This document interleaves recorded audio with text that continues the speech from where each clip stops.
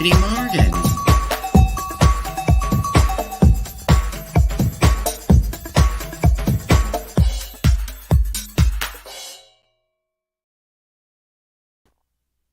Well, hello there, my little sweeties, my little love muffins from all around the big blue world. This is your hostess, Miss Tiffany Morgan, calling to you live from Kingston, Ontario, Canada, the home of limestone and the home to me, Miss Tiffany Morgan. That's right, sweeties, that's right. How are you doing this fine, wonderful day? How are you doing out there in the internet lands and stuff like that? So what is breakfast with Tiffany? Well, it's a little half hour kind of diatribe of Tiffany Morgan, drag queen extraordinaire of Kingston, Ontario, Canada, and first podcasting drag queen of Canada. Also, big old gardening drag queen. It's more gardening drag queen than anything else these days, and yeah, and it's just a little. I chat about whatever's going on.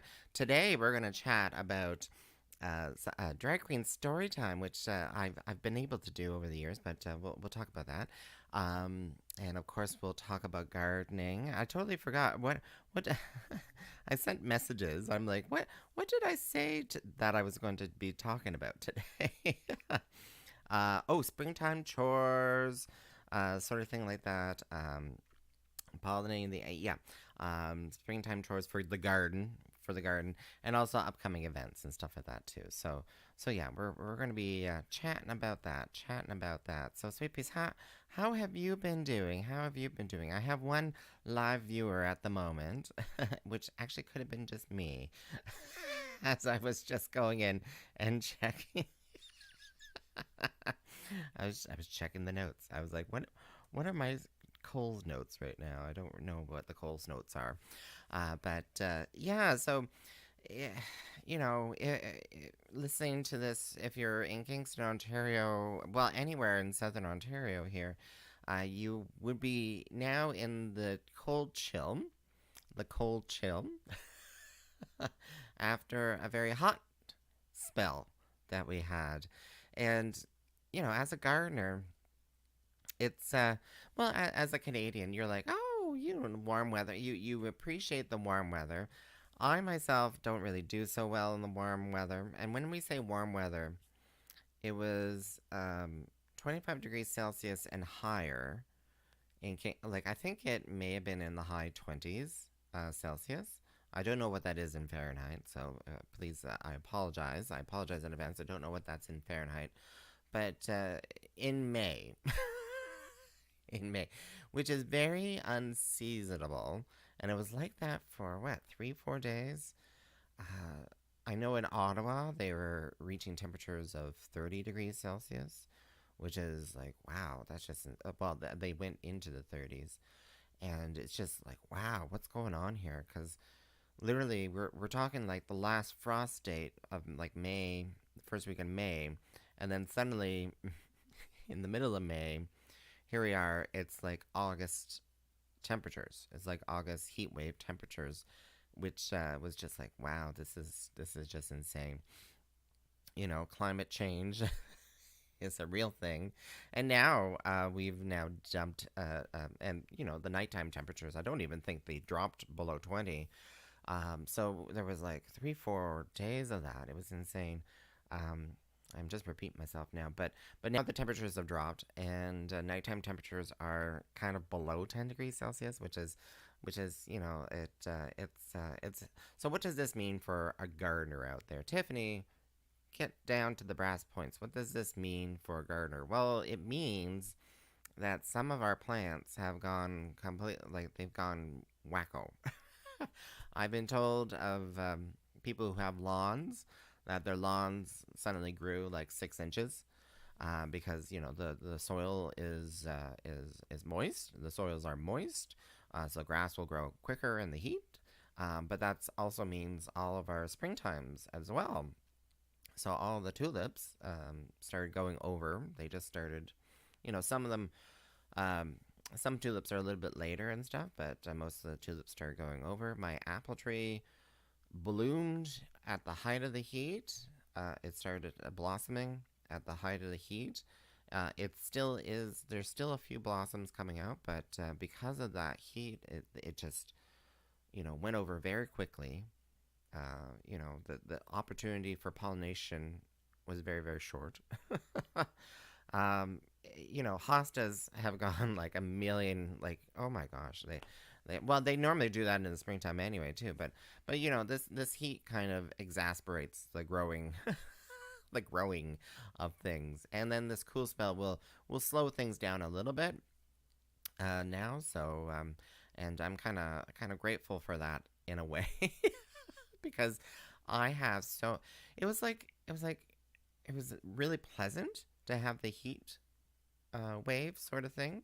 It's not a heat wave. You can't call it a heat wave, but it was the heat spell, I suppose. It was kind of nice, but then you're like, I'm a gardener in 28 degrees Celsius weather, trying to dig up hosta, like trying to do the springtime chores, and it's like it was insane. It was impossible to do. It was like I had to take breaks. I had to make sure to take breaks to get my water into me, come into my hot house that doesn't have the AC set up yet.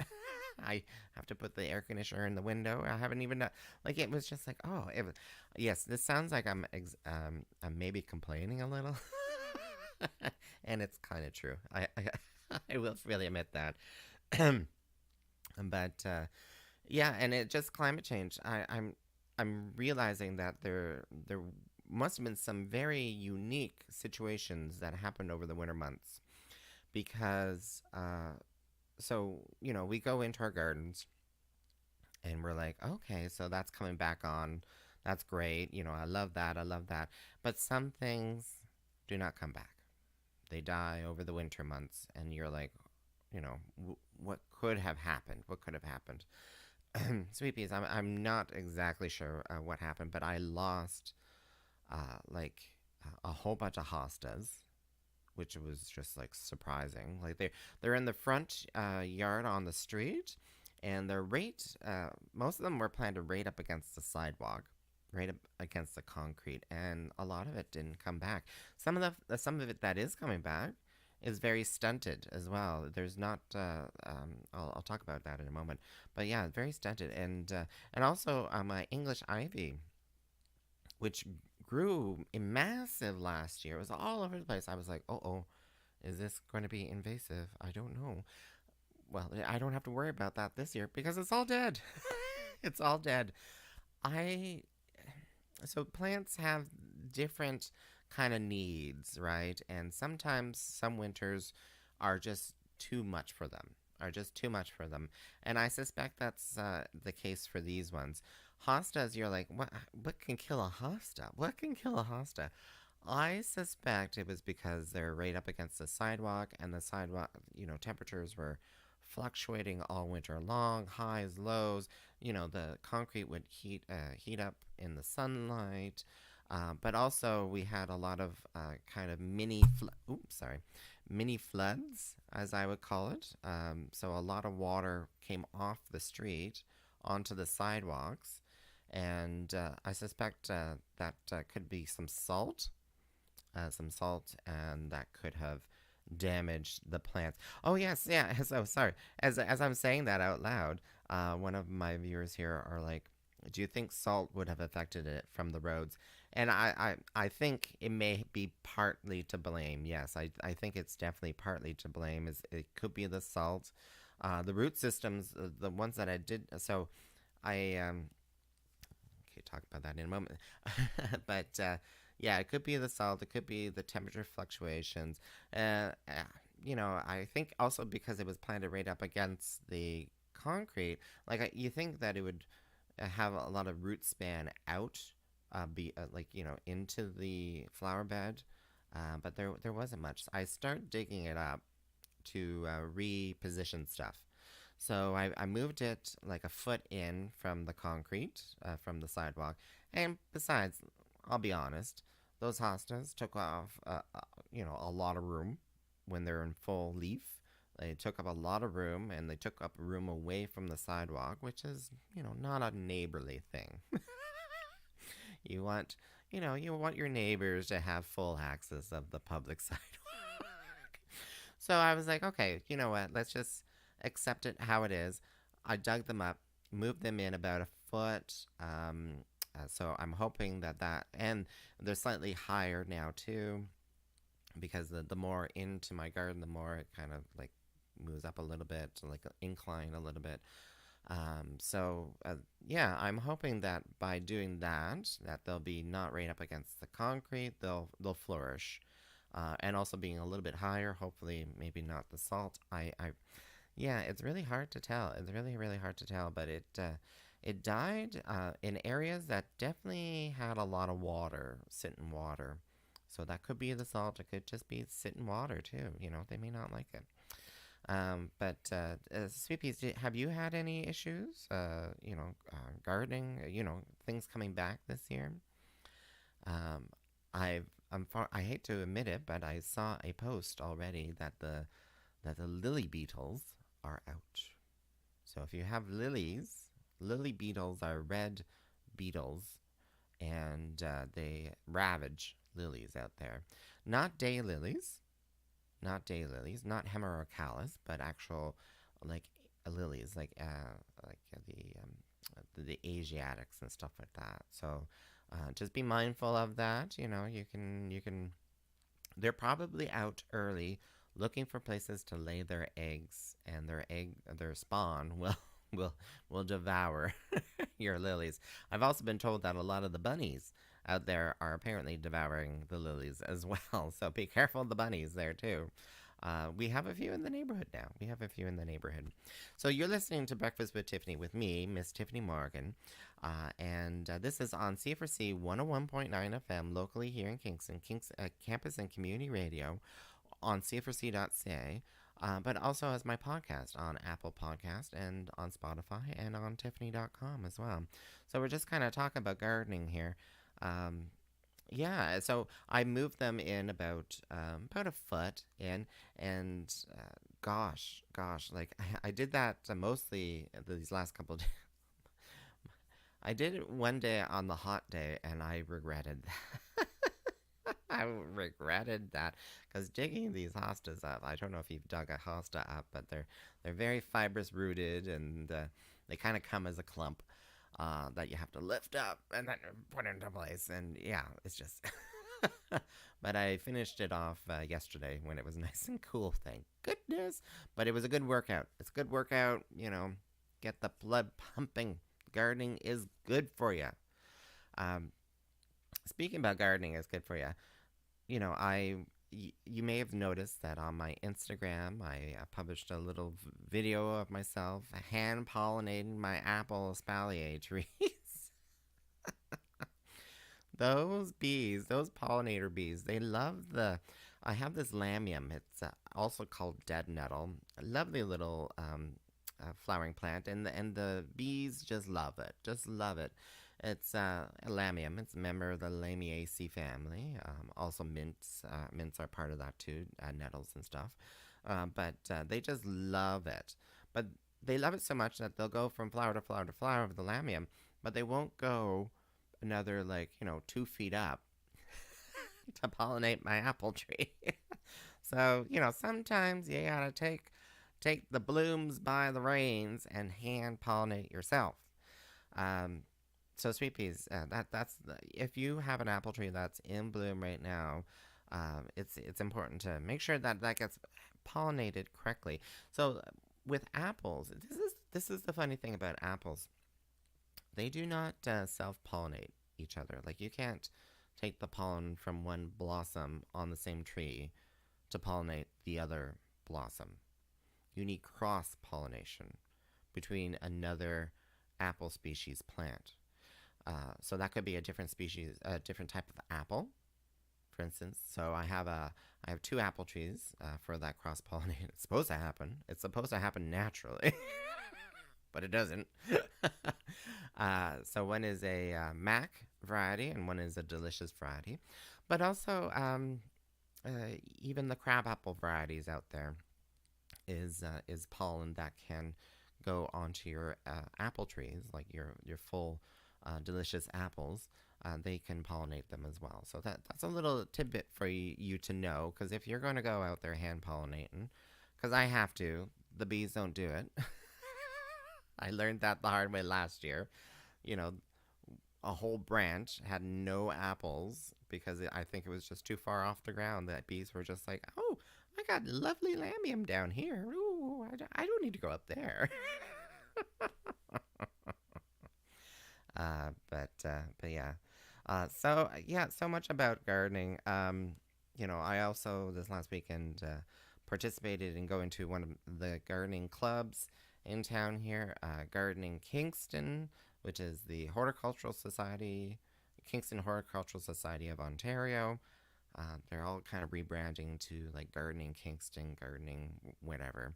But it's a local horticultural society. I'm now a member again, and I attended a meeting, which was really, really nice. A nice presentation by Joyce, which we had. We had Joyce here on Breakfast with Tiffany, talking about little forests and kind of replanting the forest in the city, which is a really interesting concept, especially with climate change, helping to control inner city temperatures. I really like that, and also controlling helping to control the water table and stuff like that too. It's really important, really interesting stuff. I suggest that you check that out. Um, but uh, but yeah, just connecting with other gardeners. I think that's something that I'm going to try to do this year because gardening, it's a very personal thing. But a lot of gardeners like to connect with other gardeners. It's really fun to be able to connect, and you're, it. What I'm trying to say is it's a really good benefit. Just down brass tacks, it's a really great benefit for you, for your well-being to get out, and especially with these gardening clubs, like we were all masked indoors, like everyone. You don't have to be, but we all were. Like it's a great way to connect with other people who are passionate about gardening as well. And I would suggest that for you. I'm probably going to try to check out Gardening Kingston's plant sale coming up. I believe it's like May. What is it? May 28th. It's a Saturday. I may check that out. But before I ran out of time because I'm just babbling on here, sweet peas. Just babbling on. But I wanted to share what I purchased. So drag story time. So look what I got. I have The Hips on the Drag Queen Go Swish Swish Swish. It's a lovely book, and this is by little Miss Hot Mess. Little Miss Hot Mess. Keep calling Hot Mess, but Little Miss Hot Mess. Lovely illustrations by Olga de Dios, and it's written in the tune of Wheels on the Bus. So when you're reading this to children, you're like, oh, the shoes on the drag queen go stomp, stomp, stomp, stomp, stomp. You can really get interactive with that. And why am I just jumping into this without even talking about it? Because some of you may not even know. Hi from Italy. Hello, hello. Hi from Italy. A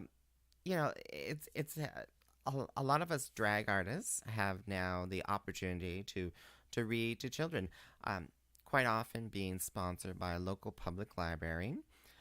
It started off here in Kingston, Real Out Film Festival. It was like we were the first ones to do Drag Queen Storytime at the Skelton Park Arts Festival, and I've done it for Skelton Park Arts Fest too. And it's just really great to, you're getting children in a. Uh, let's just be honest, it's mostly for the adults. There's at least 4 times the amount of adults that go to drag queen story time than there are children.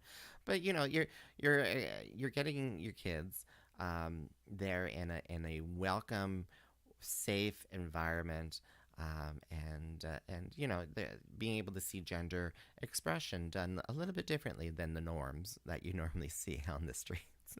Hips on the dragon go swish, swish, swish. Yes, I know. So I felt like I needed to get a couple of these books that I fell in love with over the years. So this one, it's been out for a while. I fell in love with it. Kingston Frontenac Lennox Addington Public Library has a copy, and that's how I learned about it. And I was like, I need to support. I need to buy a copy. Another book, as I'm going through all these books here, um, which I felt like I needed to like Rainbow, a first book of Pride, and that's by Michael Genhardt, illustrated by Anne Pachier. And I read this last Kingston Pride for the public library. I read this to the children. It was lovely.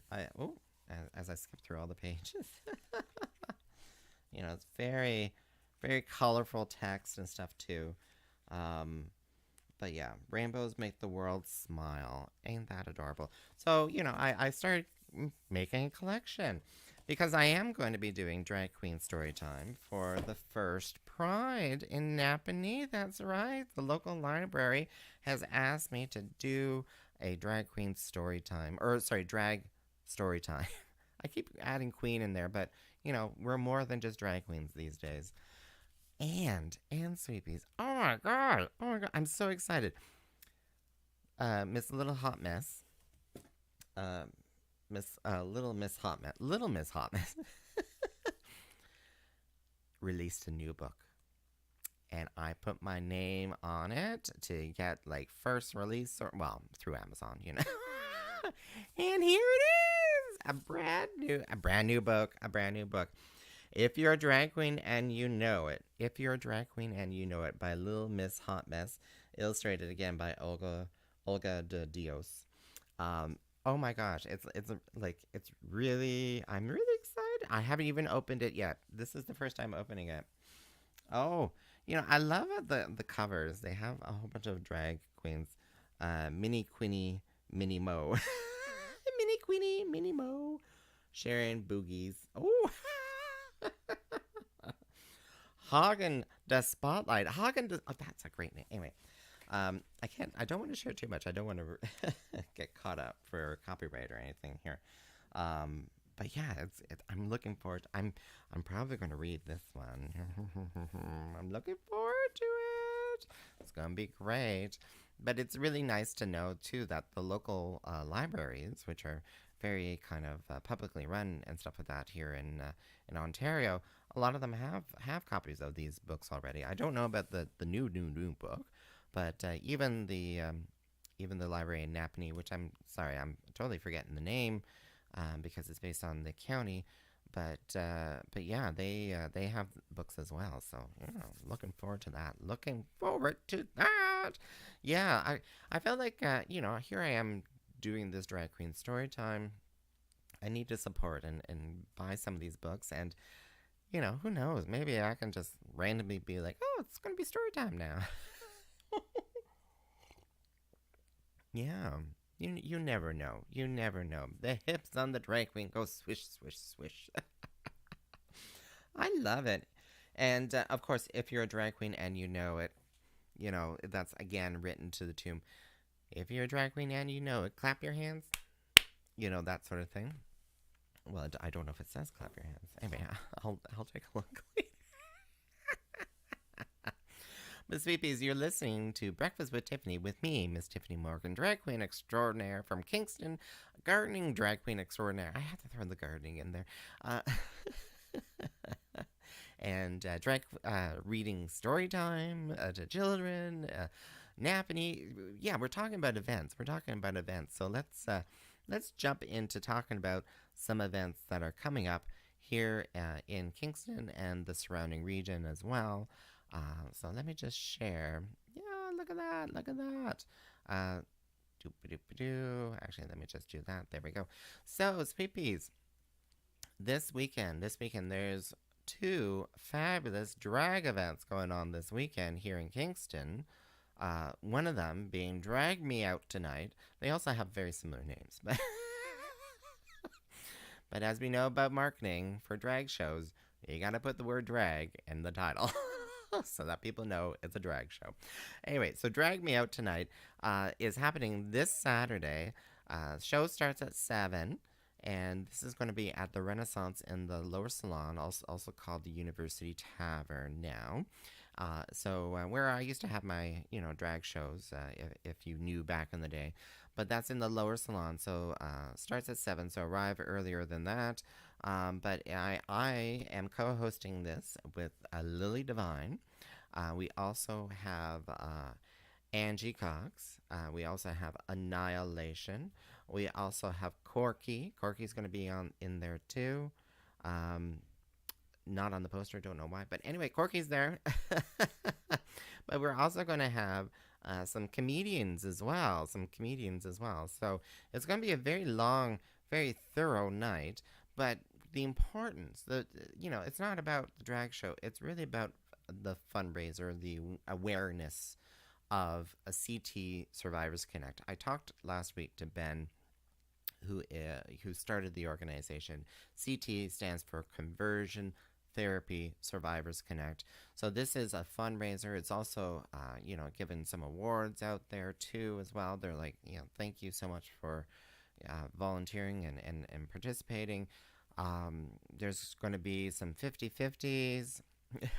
Because it's a fundraiser, there's going to be some 50-50s. There's going to be a lip sync battle 50-50. Still don't really understand how that's going to work. I think I think everyone's going to put money into a pot, and then there's going to be a lip sync battle between two drag artists, and whoever wins get 50%, and the other 50% goes to the organization. So yeah,